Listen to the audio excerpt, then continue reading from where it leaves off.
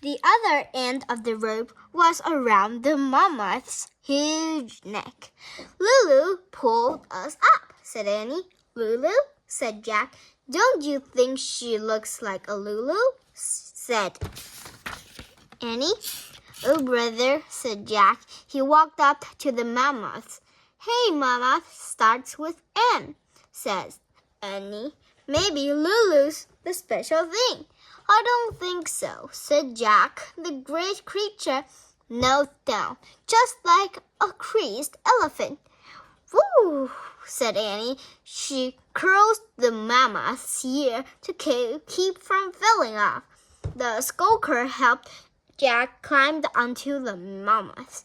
"Thanks," said Jack. Then the skulker reached into a pouch. He pulled out a smooth white bone and handed it to Jack. The bone was hollow, that had 4 horns along one side and 2 on the other. "Oh man, I think it's his flute," said Jack. The book said they made flute from mammoth's bones. Jack tried to give a flute back to the skulker.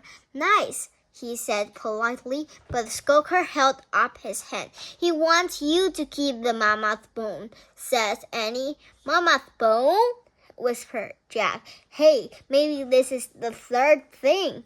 Jack looked at the skulker. "Do you know Morgan?" The skulker did not answer, but his eyes sparkled with kindness. He turned away from Jack and untied the mammoth's rope. Then he whispered in the ear of the giant woolly creature.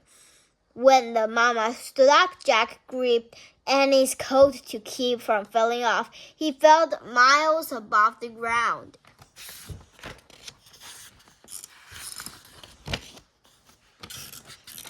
He nudged behind Annie in the dip between the mammoth's head and huge curved back.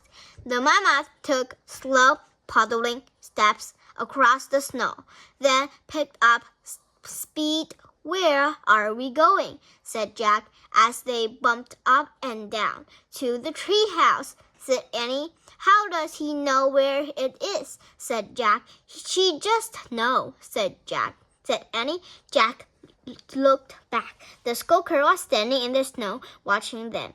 But at their moment, the clouds parted and the sun came out. Jack was blinded by sunlight on the snow. He squished to see, but the skulker had vanished.